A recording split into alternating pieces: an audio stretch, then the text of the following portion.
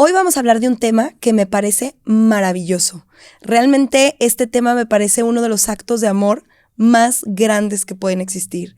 Y creo que es un tema del que se habla muy poco y que a todos nos compete. Hoy vamos a hablar de adopción. Yo soy Andrea Salcedo y esto es Hablemos de Educación Infantil. Bienvenidos a un episodio más de Hablemos de Educación Infantil y hoy estoy muy contenta porque tengo a un invitado que ya había estado hace como un año acá en el podcast y hoy está nuevamente con nosotros con su libro nuevo que nos va a presentar. Déjenme se los presento, él es Gaudencio Rodríguez.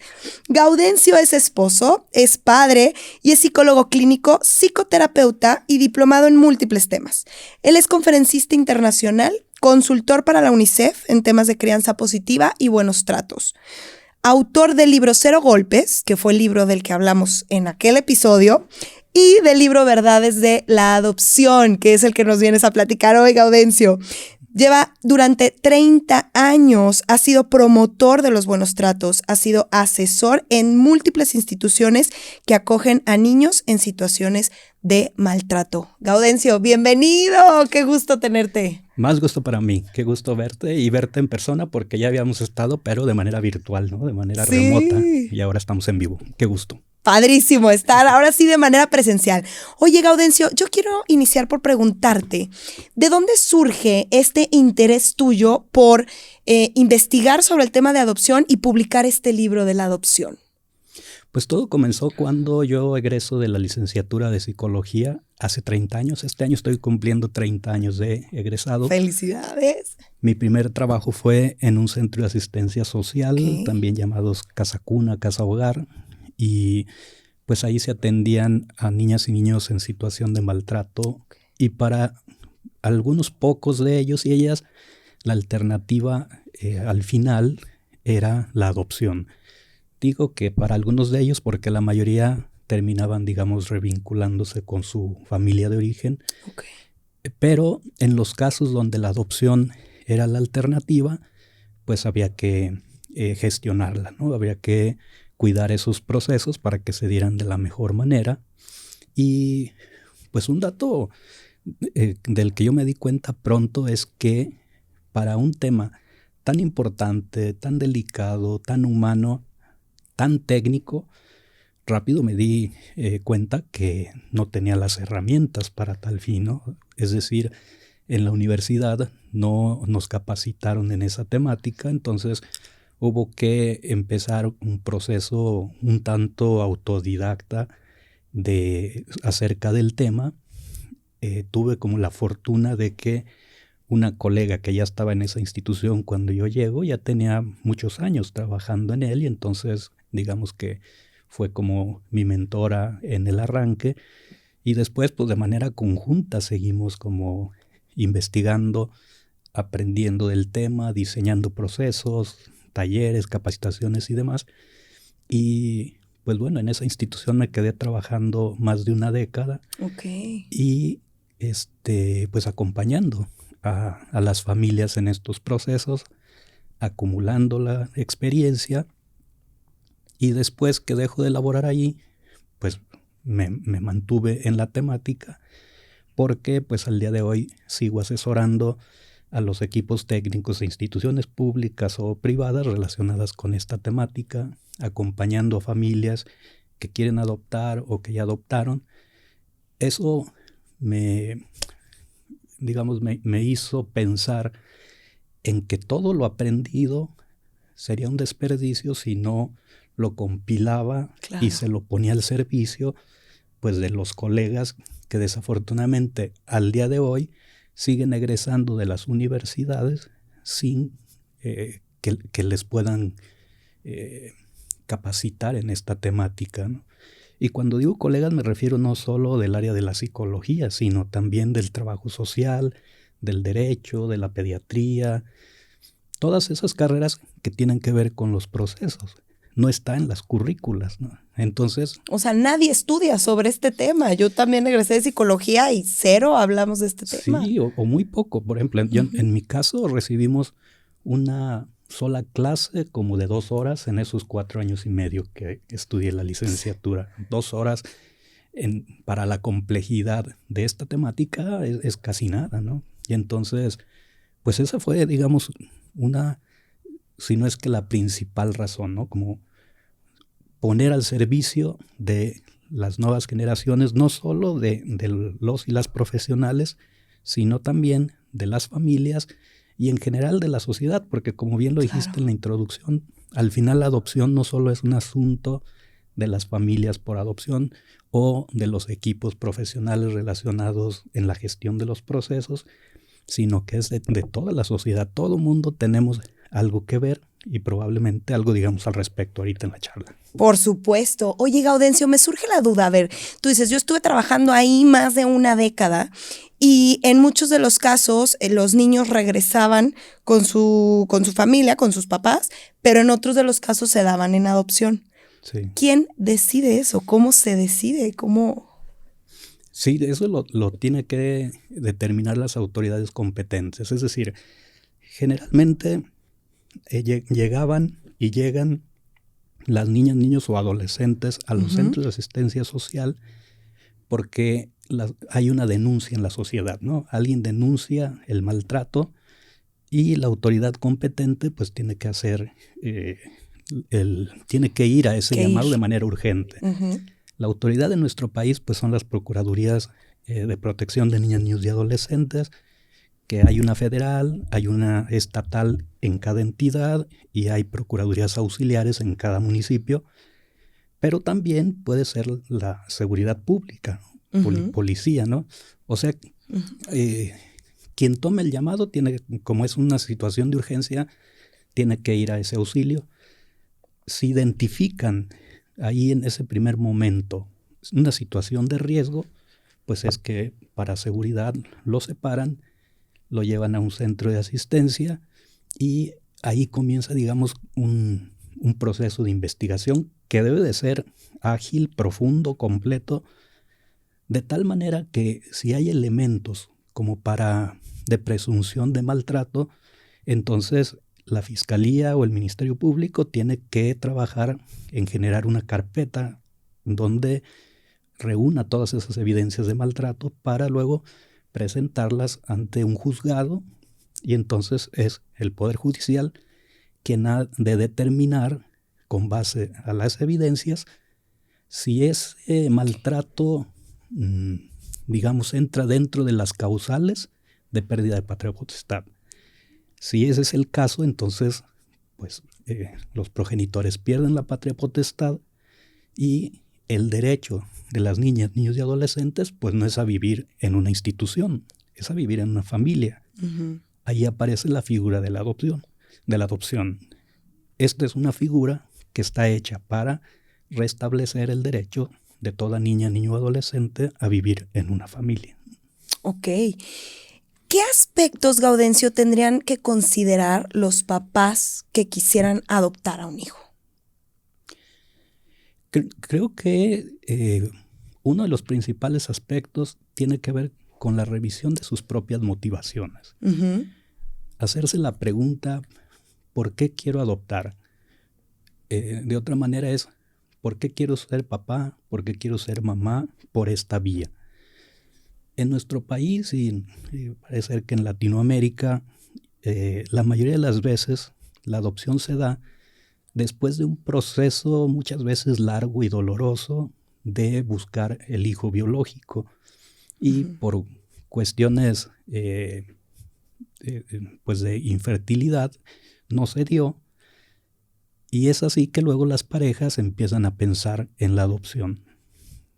No obstante, esto que estoy diciendo se dice rápido, pero esto tiene muchas implicaciones y habría que ver y revisar si ya tenemos suficientemente elaborado ese duelo por no haber podido tener a ese hijo biológico deseado, porque en ocasiones esto no está suficientemente superado y se le lanzan, digamos, como expectativas al hijo por adopción, ¿no? Yo creo, por todo lo que he visto, es que en buena medida esto explica por qué la mayoría de las personas siguen pensando en adoptar bebitos, o sea, bebitos recién nacidos. Aunque estadísticamente hablando eso es muy poco probable porque la mayoría de quienes pueden ser adoptados son niñas, niños, adolescentes, por distintas razones, pero los adoptantes suelen pensar en ese bebito recién nacido muchas veces porque todavía siguen pensando en ese bebé ideal deseado biológicamente. Claro, en el sueño que ellos tenían, ¿no? De tener un bebé. Exacto. Sí. Y esto no está mal ni está bien, simplemente son procesos psicológicos que ocurren. Entonces, la pregunta que estamos siguiendo es ¿en qué sería conveniente que piensen? Primero en eso, en las motivaciones. ¿Por qué deseo adoptar? Y desde ahí, y así lo plasmo en mi libro de verdades de la adopción, una de las verdades, decir que el libro está organizado en 20 capítulos, cada capítulo es una verdad que desarrollo, y una de esas verdades tiene como título que existen motivaciones responsables y motivaciones irresponsables para adoptar. Cuando yo uso la palabra responsable o irresponsable, hago alusión al significado literal de la palabra, ¿no? Motivaciones responsables para la adopción son todas aquellas que pueden responder a las necesidades de desarrollo de un niño, de una niña que hemos de traer a casa. Y responsables lo contrario, ¿no? No responden a sus necesidades, sino a las nuestras, ¿no? ¿Qué otras cosas considerar? ¿En qué otras cosas pensar? En nuestras posibilidades para poder dar un plus en la crianza. Y este es un dato, digamos, que vale la pena difundir de manera suficiente. Las familias adoptivas tienen muchas semejanzas que las no adoptivas y tienen también sus especificidades. Claro. Una de estas especificidades tiene que ver con el reconocer que esa niña, niño, adolescente que han de adoptar trae una historia cargada de separaciones, negligencia, maltrato, abuso. Es decir, algunos de los malos tratos que hay en las tipologías. Esa es otra verdad en mi libro Verdades de la Adopción, que dice que en la mayoría de los casos de adopción existe maltrato previo, ¿no? De ahí, perdón que te interrumpí, pero de ahí surgió tu primer libro, ¿no? También recuerdo cuando nos hablabas de 0 golpes. Exacto. Que decías, bueno, es que yo veía y trabajaba con estos niños que les habían sido, pues sí, las autoridades se los habían retirado a sus padres y tú veías el impacto que tiene la violencia en estos niños. Entonces, claro que vienen con estas huellas. Sí, y dicho así, digamos que Verdades de la Adopción es una secuela a 0 golpes, que fue mi primer libro.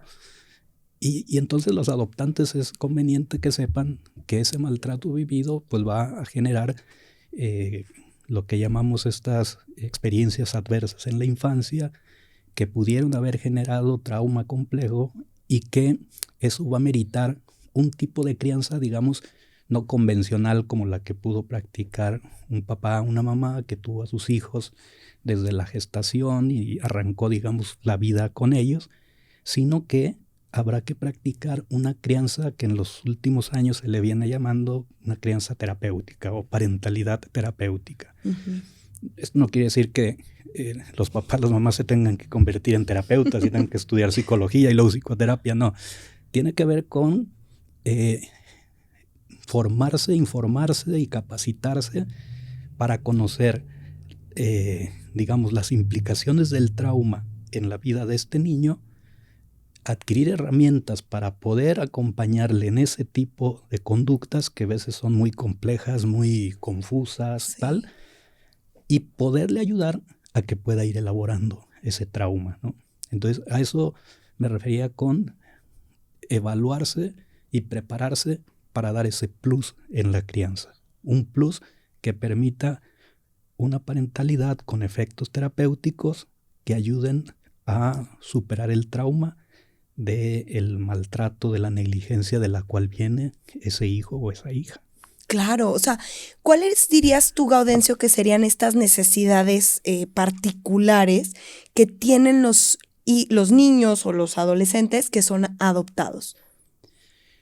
Por lo que hemos visto y la investigación, la literatura nos deja ver, una de las principales necesidades tiene que ver con la presencia de figuras de apego que les ayuden a ganar mayor autorregulación. Porque si algo se comprometió en ese arranque de vida caracterizado por el estrés en niveles muy, muy altos, estrés llamado tóxico, es el compromiso de la creación de un cerebro hecho pues para poder crecer en la seguridad. Entonces, muchos de estos niños tuvieron un arranque de vida con niveles de estrés muy altos y sus arquitecturas cerebrales se fueron armando de tal forma que les permitieran vivir en el caos, vivir en lo impredecible. Con esa visión, pues se van a la vida, ¿no? Y cuando alguien les adopta es la tremenda oportunidad de por fin tener una vida más predecible. Sí. Y la predictibilidad se la ha de dar su entorno. Y cuando decimos entorno, decimos personas. Se la ha de dar ese papá, esa mamá, que se ha capacitado en cuestiones de trauma para poder otorgar esta parentalidad con efectos terapéuticos y cuya principal área tendrá que ver, decía, con ayudarle a que aprenda y logre mayores niveles de autorregulación. Estos niños necesitan también mucho ser, y perdón por el tecnicismo pues, pero necesitan mucho ser mentalizados. Para decirlo rápido y en palabras sencillas, la mentalización consiste en yo como papá poderme meter, digamos así, a la mente de mi hijo para poder entender cuáles son sus estados emocionales, qué está pensando, qué está sintiendo, qué está necesitando, por qué actúa como actúa, qué le he de dar yo.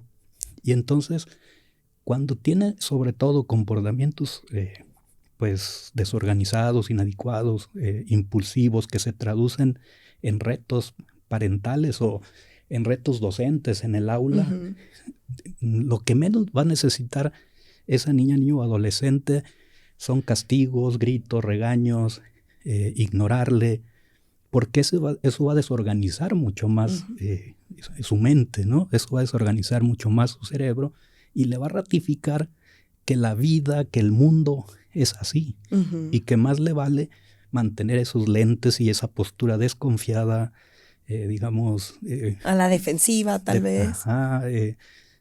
Porque eso le permite salir adelante. Entonces, bueno, seguiré pegando, seguiré destruyendo, seguiré mintiéndose y no lo hace porque quiera ser un niño malo, un adolescente malo. Lo hace porque así aprendió a sobrevivir.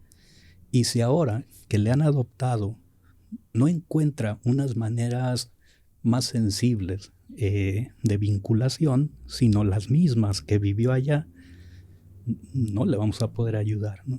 Entonces necesita que lo mentalicen. Mentalizar, lo voy a decir de otra manera, es yo como papá poder mirar más allá del comportamiento. O sea, ¿por qué actúa como actúa? ¿Qué nos está diciendo? En Cero Golpes yo decía la sugerencia de que tomemos el comportamiento del niño como un mensaje que algo quiere comunicar, como un acertijo que nos lanza. Nuestro trabajo es descifrar ese acertijo. ¿Por qué le pega a su hermano? ¿Por qué se para del mesabanco a cada momento? ¿Por qué le pega a los otros niños en el recreo? No nos quedemos en la conducta, sino tomémoslo como un acertijo. O sea, ¿qué me dice con cada uno de sus comportamientos? Porque si actúa así, es porque todavía no puede mentalizarse suficientemente a sí mismo. Es decir, él no puede mirarse a sí mismo para saber qué le está pasando.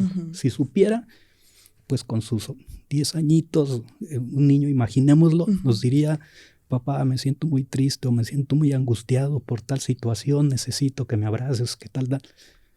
no la pondría fácil, y eso es lo que queremos, que no la pongan fácil. Pero y no está fácil. No, porque a lo mejor la vida no le ha dado la oportunidad de poder entenderse mucho mejor a sí mismo, mirarse a sí mismo, mentalizarse, pues, porque nadie lo mentalizó en esos primeros años de vida, ¿no? Antes de llegar a la familia adoptiva.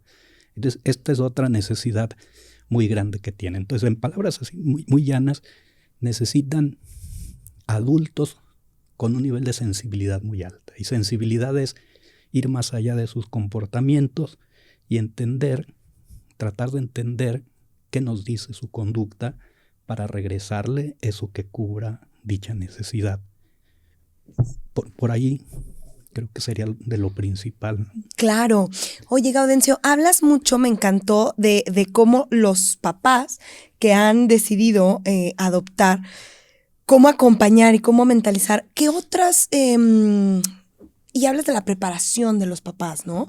Entonces, ¿qué se requiere como papá que va a adoptar a un hijo? ¿Se les da preparación? ¿No se les da? ¿Qué se requiere? Bueno, con todo lo que estoy mencionando, está quedando claro que se requieren muchas cosas, porque esto que estoy diciendo lo digo tal vez rápido. Lograrlo no siempre es suficiente, porque además, antes de entrar a tu pregunta, hay un dato como antecedente y que yo suelo recordar con cierta frecuencia, y es el hecho de que estas generaciones que estamos criando somos generaciones que venimos de estilos de crianza que no fueron muy mentalizantes, que no fueron de una alta sensibilidad, sino que eran estilos todavía con altos montos de autoritarismo, sí, centrados bastante. En la conducta, en modificarla, en pórtate bien. Y los métodos para lograr tal cosa, pues estaban centrados en estimular circuitos cerebrales asociados al miedo, ¿no? Castigo, regaño, grito, amenaza, jalón de oreja, pellizco, etcétera. Claro, chanclazo, cinturonazo, todo eso. El problema de esos métodos es que, además de que generaban sufrimiento y muchas otras consecuencias que están documentadas por la ciencia, el otro gran problema es que quienes nos crearon perdían la oportunidad en ese momento de mentalizarnos, o sea, de entendernos, de ir más allá de nuestro comportamiento y mirar en nuestro corazón, en nuestra cabeza, para ir a lo profundo y saber qué nos estaba ocurriendo. Entonces, como no somos esa generación, hoy nos cuesta trabajo hacer este tipo de cosas que tú, que yo en nuestros talleres, en nuestras charlas, en estos podcasts tratamos de difundir. Claro. Sabiendo tú y yo que, por ejemplo, ahorita esta charla tiene un alcance que es de tipo informativo, ¿no? Por lo menos yo no pretendo que alguien, por escuchar lo que estoy mencionando, vaya a salir de aquí más, con más capacidad de mentalización. Sí, ¿no? Esto da para transmitir información. El aumentar la mentalización y las cosas que estamos diciendo, pues requiere de otro tipo de intervención. Y esto me acerca entonces a tu pregunta, que es la capacitación. ¿Cómo adquirir todas estas habilidades? Es acercándose a toda oportunidad de enriquecer la parentalidad, ¿no? Acercarse e ir a estas fuentes informativas, leer libros, folletos, entrevistas, podcasts, tal, que llegan a nivel de lo informativo, pero también ir a espacios, digamos, que llegan más profundos, espacios tipo taller, una conferencia sigue siendo informativo, pero al ser un evento interactivo, si así lo plantea el ponente, pues puede tener un alcance importante. Después a eso le siguen espacios como más de capacitación tipo taller, donde la persona puede ahora sí trabajar sus propios asuntos. Después están los espacios terapéuticos de la parentalidad, ¿no? Donde se pueden revisar las propias historias de crianza y hacerse de estas herramientas muy, muy capaces, muy potentes, para conectar con los hijos, con las hijas ahora, ¿no? ¿Cuál es mi recomendación al respecto? Que busquen esos espacios. ¿Qué hay? ¿Qué existe? Bueno, las Procuradurías de Protección de Niñas, Niños y Adolescentes, que son en México las autoridades para expedir el certificado de idoneidad, es decir, el documento que los avala como candidatos para adoptar, tienen como parte de su proceso una capacitación. Se esperaría que en esa capacitación pudiera ser de un nivel tan alto como para que no solo se queden con información sobre la adopción, sino que puedan fortalecer sus competencias parentales. Y ahí sí hay un área de oportunidad muy grande para las procuradurías. Sí, lo que estoy pensando, o sea, país. ¿quién de esas capacitaciones, cómo se dan? Sí, pues, ¿quiénes las dan? Pues colegas que como yo hace 30 años acabábamos de egresar de la licenciatura, donde no nos enseñaron gran cosa sobre la adopción y tuvimos que ir aprendiendo en la práctica, y cuando en esas procuradurías, porque les conozco a los colegas ya, fueron como acumulando experiencia con los años, pues resulta que ya los cambiaron de área a otra área, claro. Se llevaron la experiencia o ellos ya renunciaron o tal. Ahí hay un área de oportunidad muy grande, porque en otros casos lo que me comparten algunos colegas de esas entidades es que la capacitación se reduce a unas pocas horas en ese proceso al que tienen que asistir los adoptantes o las personas que quieren adoptar. Y en otras ocasiones las temáticas que abordan son, digamos, como muy generales o muy del ámbito de lo administrativo, ¿no? Es decir, explicarles cuáles son los requisitos, cuál es el proceso, tal, pero sin llegar a profundizar en temas que tendrían que ser esenciales, específicos para capacitar la parentalidad. ¿A qué me refiero o a cuáles temas me refiero? Pues temas que les permitan entender el funcionamiento de la mente, las afectaciones del maltrato, la mentalización, las neurociencias. Claro, el trauma. La teoría del apego. Temas que ayudarían bastante a poder fortalecer y entender por qué actúa como actúa ese niño que el día de mañana adopte. Ahí hay una oportunidad muy grande. Por eso es que mi comentario lo empecé diciendo que invito a que busquen, es decir, a ese espacio van a tener que asistir porque es parte del proceso para obtener el certificado de idoneidad. Te obligan a asistir al curso de papás que van a adoptar. Y no desaproveches nadita de lo que te enseñen, agarra todo. Pero asumamos que no va a ser suficiente. No va a ser suficiente, claro. Y otra vez, claro. no porque no esté suficiente el curso. Imaginemos que sí fue suficiente. Lo que pasa es que la adopción es compleja. Claro. Y necesitamos capacitarnos mucho. Otro de mis capítulos digo que la adopción es compleja, mas no necesariamente complicada. Y no es un juego de palabras, sino que... Pero me gusta cómo lo manejas, es verdad. Porque a mayores competencias parentales, más viable se hace la crianza, lo cual no le quita la complejidad. O sea, la complejidad va a ser una constante en la crianza, adoptiva y no adoptiva. Las dos lo son. Ambas. Y lo que sí es un riesgo es querer, digamos, ejercerla con métodos simples. Eso sí es muy riesgoso. No usar métodos simples para algo complejo, pues es un desastre. Más nos valdría asumir la complejidad de la parentalidad adoptiva y que eso nos estimule a capacitarnos lo más que podamos para entonces que eso complejo no se nos haga complicado. Un recurso más que ayuda y sirve mucho, y así lo he constatado, es que no solo pues se acerquen a profesionales a través de sus cursos, talleres, conferencias, libros, etcétera, sino que también se acerquen a grupos de papás, de mamás por adopción. Eso tiene un Claro. valor muy, muy grande.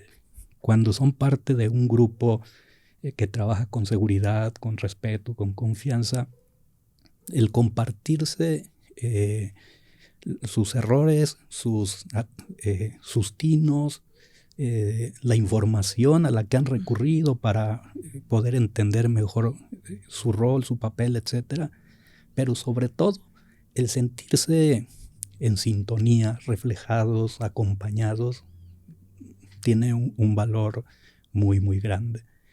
Esa sería como otra alternativa muy buena. Claro, y sentirse parte de, o sea, porque a mí me daría tristeza pensar que se sintieran excluidos ellos como papás e incluso los hijos adoptados. Sí. ¿No? Yo ahí te quería preguntar, Gaudencio, hablabas de lo que se requiere como papá, de estos cursos de mucha capacitación, que claro que todos los papás lo requieren, pero es verdad que este tema es quizá un poco más complejo.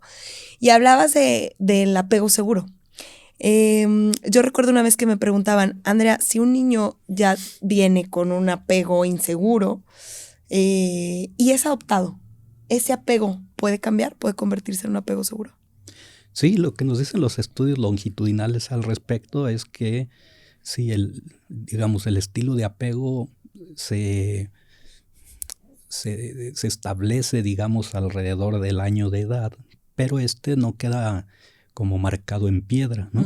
Sino que el estilo de apego se va modificando en función de las nuevas figuras de cuidado que se tienen. Y entonces, si las nuevas figuras de cuidado son capaces de otorgar una respuesta sensible a sus necesidades, a sus interacciones, esas interacciones sumadas en el tiempo, sumadas en la frecuencia, en ese cerebro profundo o, como dice la teoría del apego, en esos modelos operativos internos, o para decirlo popularmente, en esa forma de ver la vida, puede irse modificando. Entonces, para decirlo a lo mejor para el público de manera como muy llana, algunos de estos niños vienen de interacciones con progenitores que les maltrataban y que en lugar de ser respetuosos les gritaban, les insultaban o simplemente no les veían, les ignoraban. Y retiro la palabra simplemente porque eso es igual de terrible, es ¿no? Igual, claro. Hoy sabemos que el ignorarles estimula los mismos circuitos cerebrales que cuando que le pegas a un niño, ¿no? Entonces, vienen de esos estilos de interacción, interacciones donde no eran vistos, donde no eran atendidos, donde al contrario pudieron haber sido maltratados, atemorizados, etc. Y entonces ellos aprendieron a esperar tal cosa de las personas que les cuidan. Por eso para los adoptantes luego es muy difícil cuando los reciben en casa y se desconciertan. Ellos suelen decirnos, o les he escuchado decir, es que mira, yo le echo todas las ganas, te prometo que no le pegamos, le hablamos bien, pero no sé por qué él nos insulta, nos ha llegado a tirar una patada, destruye las cosas del cuarto y tal. ¿Por qué hace eso si nosotros lo único que hacemos es tratarlo bien, es amarlo, es quererlo? Es que no es contra ustedes, es que él trae en sus modelos operativos internos, en sus lentes, el mensaje que dice, cuidado porque estas personas son peligrosas para ti. Claro. ¿Y qué tenemos que hacer? Bueno, no tirar la toalla, es decir, evitar la tentación de decirle, bueno, nosotros solo queremos hacerte el bien y mira tú cómo respondes, porque eso es irnos otra vez al terreno de la inseguridad, pues, ¿no? ¿Qué hay que hacer? Hay que poderle decir, oye, a ver, tranquilo, calma, respira, deja de tirar eso que estás tirando, es decir, ayudarle a que se regule primero, para lo cual yo tengo que estar regulado primero, yo tengo que estar en calma, cosa no tan sencilla, pero eso tiene que suceder. Y una vez que logro tranquilizarlo, entonces sí poder hablar del asunto, poderle decir, oye, calma, aquí estás bien, aquí estás seguro, aquí no va a pasar nada grave, aquí estamos para cuidarte, tal y tal y tal. Y podemos seguir este diálogo. Los padres me dicen, oye, ya lo hicimos, pero al día siguiente sucedió lo mismo. Otra vez. ¿Qué tenemos que hacer? Lo mismo. Otra vez, repetición. Tenemos que repetir ahora este tipo de interacciones sensibles, oportunas, respetuosas, bien tratantes, de tal modo que esta interacción le va a ir otorgando seguridad. Y ese patrón de apego o ese estilo de apego que era inseguro o incluso desorganizado en este niño, paulatinamente va a ir ganando seguridad. Y poco a poco, con el tiempo, entenderá pues que no tiene que ser con estas figuras nuevas como lo era ya y entonces, porque aquí hay seguridad. Y su manera de pensar va a ir cambiando. Su estilo de apego va cambiando. Entonces, me alargué mucho para decir que la respuesta es sí puede cambiar el estilo de apego de desorganizado e inseguro a ganar seguridad. Tampoco, ojo, no es como una magia, porque hay niños que vivieron un maltrato muy grave y el tipo de apego fue muy desorganizado, desorganizó, es decir, su mente muy, muy fácil o su manera de vincularse, de apegarse, se desorganiza muy fácil y en ellos a lo mejor el avance que van a tener sí va a ser hacia la seguridad, pero no hay que compararlo ni hacer expectativas estratosféricas. Sí. En todo caso hay que compararlo con él mismo, ¿no? Y mirar que a lo mejor de que en el recreo golpeaba a todo un mundo o de que en la escuela no aprendía nada, a lo mejor ahora esto ha disminuido. O sigue pegando, pero ahora ya no se esconde, no miente, no lo niega, sino que le dice la verdad a la maestra. No, maestra, pues la verdad es que sí, eso ya son avances. Claro. Y hay que reconocerlos, hay que identificarlos, porque muchas veces la expectativa es, no, yo quiero que él ya esté aprendiendo bien. No, o sea, eso está muy lejos en sus posibilidades. Y dejamos de ver estos pequeños grandes pasos que está dando de la desorganización en su manera de vincularse a una inseguridad y después aún ganar un tanto de seguridad. Claro, no irle reconociendo. La idea. Sí, me encantó. Irle reconociendo estos pequeños avances. Ahora, Gaudencio, me surge una duda. Los niños que han vivido estas experiencias o que sí han sido dados en adopción muy pequeñitos, por ejemplo, cuando se les explica que somos papá y mamá, somos tus padres adoptivos. Bueno, esa es una primera pregunta, ¿cómo se les explica? Y la segunda pregunta, que era la que te quería hacer desde un principio, es, ¿ellos logran, y me imagino que sí, pero no lo sé, logran sanar esto? ¿Cómo vives pensando, mis papás me abandonaron? O mis papás no fueron capaces de cuidarme. Sí. ¿Cómo impacta esto? Bueno, primero, ¿cómo hablar sobre este tema lo más natural posible, ¿no? Perfecto. ¿Cuándo? Desde siempre. Lo más pronto posible, ¿no? Sí. Sí. No importa que llegó teniendo 3 meses de edad a casa y no tenía lenguaje. Y hay que hablar de la adopción. Y cuando digo todo el tiempo, no me refiero a todos los días, pero constante. Siempre que viene al caso. Por eso ahí yo es donde invito a los adoptantes a que revisen sus motivaciones para la adopción, porque cuando estas son responsables, genuinas, fuente de orgullo, entonces son una familia que no niegan ese dato, que terminan no por, digamos, por hacer de él una identidad total, pero se saben que esa es parte de su característica de ser familia, y entonces la adopción es un tema que circula ahí en el ambiente familiar, en el clima familiar, ¿no? Y que entonces cuando se enteran en la radio que el Poder Legislativo está haciendo reformas a favor de la adopción, lo traen a la mesa a la hora de comer y mientras comen,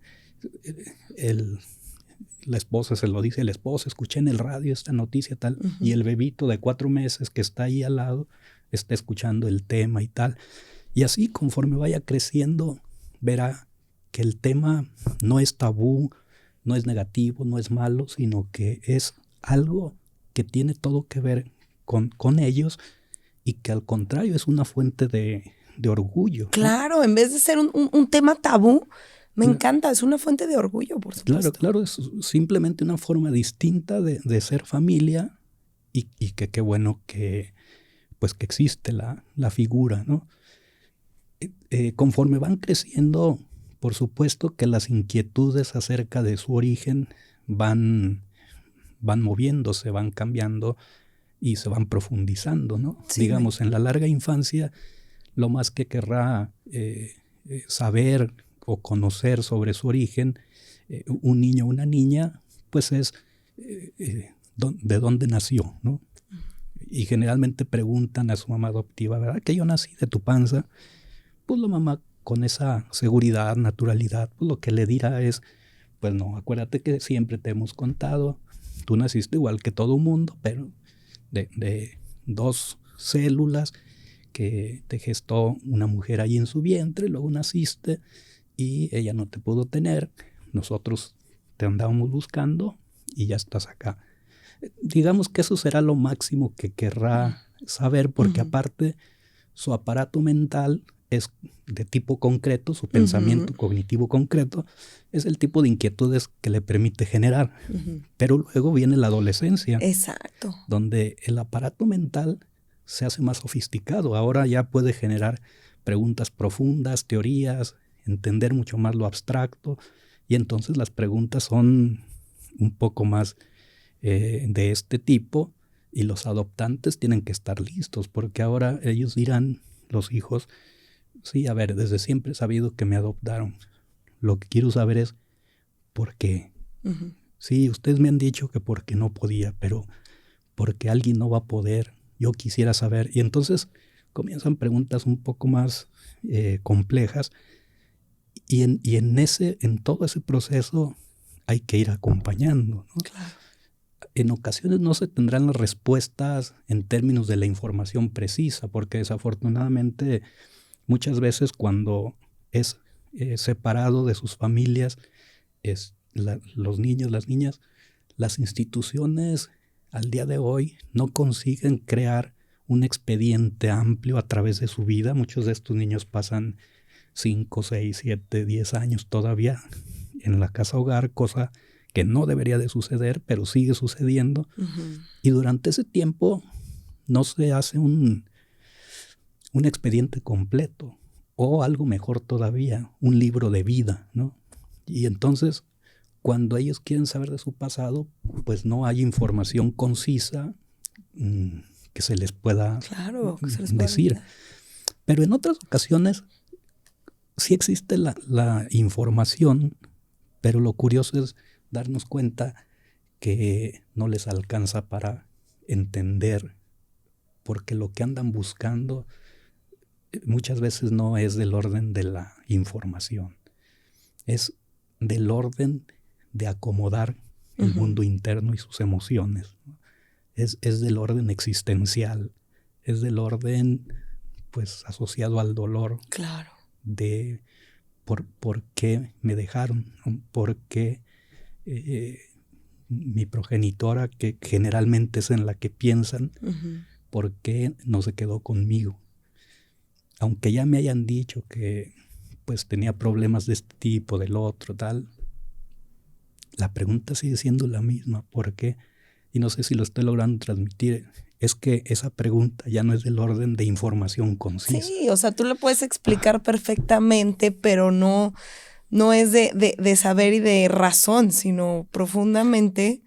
Sí, y entonces ahí lo que es importante que sepan los papás adoptivos es que muchas veces de lo que se trata es de acompañar emociones, ¿no?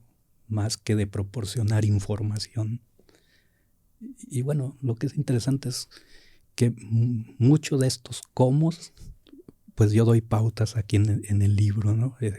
Es un libro que además está así de grueso. Ya se lo vi, dije, está enorme, Gaudencio. Tiene más de 500 páginas porque tiene muchos recursos y abordamos todos estos temas. Y me vino como el ímpetu de mostrarlo porque creo que no nos va a alcanzar esta charla ahorita para poder responder tantas cosas importantes. Por ejemplo, hay todo un capítulo valioso acerca de cómo hablarles sobre el origen, cómo acompañarles ante estas inquietudes, qué se espera en cada etapa de vida como inquietud sobre el origen. Y todo eso, sin duda, pues es información muy, muy valiosa para los padres adoptivos. Definitivamente. Oye, Gaudencio, ¿este libro a quién está dirigido? Digo, ahorita al final nos platicas dónde se compra, cómo lo adquieren, pero lo escribes pensando en quién, en los papás, en los hijos, en las autoridades, en todo mundo, ¿o a quién lo diriges? En todo mundo.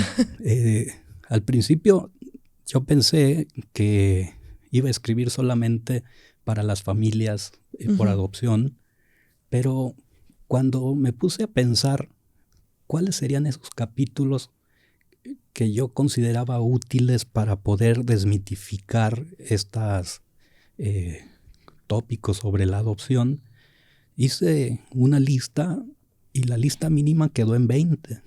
Y como mencioné hace un momento, cada una de esas verdades se convirtió en un capítulo y lo que hago es en cada capítulo proporcionar datos, evidencias, pues para decir por qué esa afirmación es una verdad, ¿no? Y en la presentación aclaro, sabemos que puede sonar muy soberbio decir verdades de la adopción cuando la verdad es un concepto líquido, ¿no? Depende del entorno, la cultura, verdad, el espacio, ¿no? quién tiene la verdad. Pero bueno, sí hay verdades. Claro. En este caso no son verdades porque las diga yo, sino porque hay evidencia, hay un marco jurídico, hay un enfoque de derechos humanos, hay ciencia, etcétera. Y desde ahí quedaron en 20. Y luego lo separé pues en 3 apartados. Unas verdades que tienen que ver con la niña, niño, adolescente que ha de ser adoptado, otra con los padres y un tercero que tiene que ver con la adopción como figura, ¿no? Es decir, sus procesos, sus requisitos, sus áreas de oportunidad, etcétera. Quedó entonces muy grueso y eso al final quiere decir que está dirigido a todo el mundo. Hay información para todo el mundo. En algún momento dije, hubiera hecho mejor 3 libros, uno para los niños, otro relacionado con los papás, otro, pero no, creo que tenía que quedar así porque no podemos separar los distintos temas y no podemos decir la adopción solo le compete a las familias adoptivas. Todo mundo tenemos algo por hacer y hay capítulos donde reflexiono o doy información, por supuesto, para las familias, pero también para los equipos técnicos, pero también para los docentes, porque los docentes siempre van a tener a algún niño, alguna niña por adopción y necesitan saber cuáles son las implicaciones que tiene en su vida. No la adopción por sí misma, sino el antecedente que trae y que lo llevó a la adopción. Trae información para los comunicadores, ¿no? Quienes son creadores de contenidos o quienes hacen series, comerciales, películas. Seguimos observando, por ejemplo, que utilizan la figura del hijo adoptivo muchas veces de una manera grosera, estereotipada, peyorativa, como burlándose, ¿no? A ti te abandonaron, o a ti no te hacen caso porque eres adoptado, usándolo como un chiste, como una broma que es de muy mal gusto. Y entonces hay información para quienes generan esos contenidos. Por supuesto, hay información para quienes legislan, para el Poder Ejecutivo. Ojalá les llegue a todos los el gobierno que se dedican a esto. Ojalá. Yo vas a ver que también. siga, Audencio. Este podcast le va a llegar a muchos. Hagamos que llegue lejos. Hagamos que llegue. Oye, hablando de verdades, me encanta que hables de verdades porque tengo una sección en el podcast que justo es mito o realidad. Entonces, ¿qué te parece si nos vamos a esta sección y analizamos un poquito de estos mitos? Vámonos a la sección de mito o realidad. A ver, ahí te va. Primer mito o realidad, ya nos dirás tú. ¿El amor es suficiente para la crianza adoptiva? Es mito. Sí. Porque ojalá fuera suficiente. Sí, con base a todo lo que dijimos, por supuesto que es necesario el amor y esa es la base. Claro. Si no hay amor, no puede haber vínculos, no puede haber respeto, no puede haber motivación para entender a este niño, no puede haber orgullo por la crianza, por la familia que somos, etc. Entonces es fundamental, pero se requiere también conocimiento. Lo decía una autora que cito ahí en el libro de apellido Nieves Pereira, se requiere amor y ciencia. Es su palabra y me gusta, ¿no? O sea, como ciencia se refiere conocimiento, se refiere a esto que estuve hablando en la charla, ¿no? A no quedarme con el conocimiento vicario o intuitivo que tengo acerca de cómo criar, que parte con base de cómo me criaron, sino que además necesito buscar más información y capacitarme más para dar ese plus. Entonces, se requiere amor y conocimiento, amor y competencias parentales. Conocer y amar, me encanta. Muy bien, vámonos con el siguiente. A ver, otro. Adopta y verás que después de adoptar vas a quedar embarazada.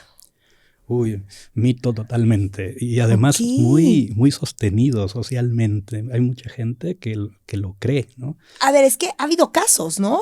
Y yo creo que eso es lo que alimenta la esperanza. Es lo que, claro. Porque sí los hay. O sea, sí ha ocurrido que hubo gente que intentaba embarazarse, no lo lograba, adoptan y tiempo después viene un embarazo.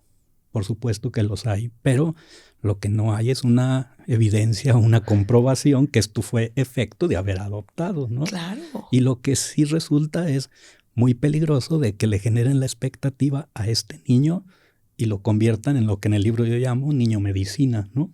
O sea, eso es terrible. O sea, la función de un niño que llega por adopción no es venir a curar el cuerpo de unos padres para que luego puedan tener biológicamente un hijo.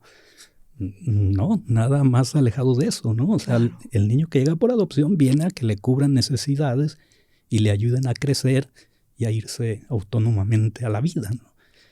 Quien adopta con esta idea de que el día de mañana podremos tener un embarazo, está incurriendo en motivaciones de tipo irresponsable, es decir, de las que hablabas al inicio. No responden a la necesidad de este niño adoptivo, sino a mis deseos, a mis necesidades, a mis expectativas. Y eso, híjole, es muy, muy fuerte, ¿no? Claro. Ok, mito entonces. Vámonos con otro, un último. A ver, las niñas, niños y adolescentes adoptados suelen cargar con múltiples problemas académicos, conductuales, etcétera. Yo lo pondría, o sea, si tengo que elegir entre mito y realidad, es mito, porque igual no se ha encontrado estadísticamente hablando una diferencia significativa entre población que ha sido adoptada y la que no ha sido adoptada respecto a los trastornos o problemáticas que suelen tener, ¿no? Uh-huh. Tal vez la gente suele pensar que sí tienen más problemas porque otra vez tiene que ver con el manejo que se hace de la adopción, sí, con lo estereotipado que está el tema, y además porque muchas veces lo que se suele investigar y transmitir pues parte de casos que necesitan atención, ¿no? Pero en realidad hay muchas personas que fueron adoptadas y nunca tuvieron que pasar por el diván, por la psicoterapia, por el neurólogo, entonces las estadísticas suelen decir que no hay diferencia significativa, ¿no? igual que en la población no adoptiva, hay algunos que tendrán trastornos de algún tipo, por supuesto, tal. Pues en los adoptivos también. Que sí hay un factor de riesgo, digamos, un tanto más alto por la historia de maltrato del que se puede venir, pues es un hecho, pero hablamos de factores de riesgo. Claro. Que se consume o no, ese factor de riesgo, pues tendrá que ver con muchas cosas, ¿no? Sobre todo de la activación de los sistemas de protección y después de las oportunidades para una vida familiar que otorgue pues patrones o vinculaciones de apego más seguras, ¿no? De acuerdo. Gaudencio, hablamos de un montón de cosas. He disfrutado mucho todo lo que nos has estado explicando. Ojalá de verdad que muchas personas escuchen este podcast para que conozcan y piensen este tema que, como decimos, nos compete a todos. Y ya para ir terminando, si pudieras dar un último mensaje a todos los papás, las mamás que te escuchan, que van a adquirir tu libro, que quieren saber este tema, que a todos los papás que han adoptado, ¿qué mensaje les podrías dar? A quienes piensan adoptar, yo les diría, abran su abanico de expectativas y no solo piensen en un bebé, sino también en una niña, niño, en grupos de hermanos, en algún adolescente. Sepan que al día de hoy hay centenares de niñas, niños y adolescentes ya liberados, jurídicamente hablando, es decir, ya se podrían ir en adopción, pero no se van porque las expectativas de los adoptantes se cierran a bebitos o niños muy, muy pequeños. Entonces mi invitación sería, no es por supuesto que es eso, solo una invitación, a abrir su abanico en la medida de sus recursos y posibilidades. A quienes ya adoptaron, pues solamente decirles enhorabuena, porque igual que los papás y mamás no adoptivos, lo que estamos haciendo es lo más importante de una sociedad, que es formar a la nueva generación. Yo les diría enhorabuena, mi reconocimiento y siéntanse muy orgullosas, muy orgullosos de tal labor. Definitivamente.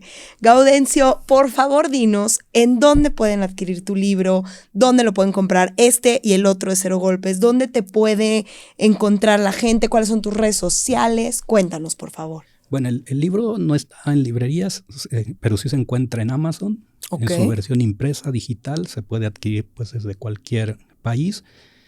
Y si me escriben a verdadesdeladopcion@gmail.com, pues yo se los envío al interior de la República Mexicana también. Y pues más información en mis redes sociales, que estoy como Gaudencio Rodríguez Juárez en Instagram y como Parentalidad y Buenos Tratos en Facebook. Buenísimo. Y está aquí el libro, mira, ya lo habían visto, pero aquí lo tenemos, está grande, grande, grande.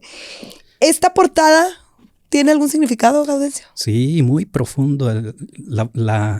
Lo comparto brevemente. A ver. Está basado en el dibujo que me regaló una niña de 7 años, que se llama, atrás dice su nombre con letras chiquitas porque está el crédito. Viviana Yasmín. Viviana Yasmín, ella se fue en adopción teniendo 7 años de edad y antes de irse nos dejó a mi esposa y a mí ese dibujo y hoy tiene cerca de 30 años y me acaba de compartir que ha tenido su primer bebé. Y entonces, bueno, dio la autorización para usarlo para la portada, para comentar esto que comento. Y pues me encanta, ¿no? Y digamos que está redondeado el libro, ya que muestras la portada, pues con un prólogo de alguien que ha sido un mentor para muchos de nosotros, que es Jorge Barudi, neuropediatra, difusor de la resiliencia, de las neurociencias, de la teoría del apego, de la parentalidad y también papá por adopción junto con su compañera Marjorie D'Artagnan. O sea, que si sabe del tema, sabe. En carne propia. Es un viejo sabio, el Jorge Barudi, a quien le agradezco mucho su generosidad de que casi sin tener tiempo nos regaló prácticamente un capítulo en este libro. No es una presentación con pocas páginas, sino que es un capítulo completo. Buenísimo, buenísimo. Gaudencio, pues muchísimas gracias. Fue un honor, fue un placer estar platicando contigo de este tema en el podcast. Igualmente. Y bueno, a todos los que nos escuchan, acuérdense que nos ayuda muchísimo que se suscriban al canal de YouTube para que le pueda llegar a más personas. Por supuesto, si conoces a alguien que le interese este tema, mándalo, compártelo, envíaselo, suscríbete al canal. Gracias por escucharnos, por vernos y nos vemos en el próximo episodio.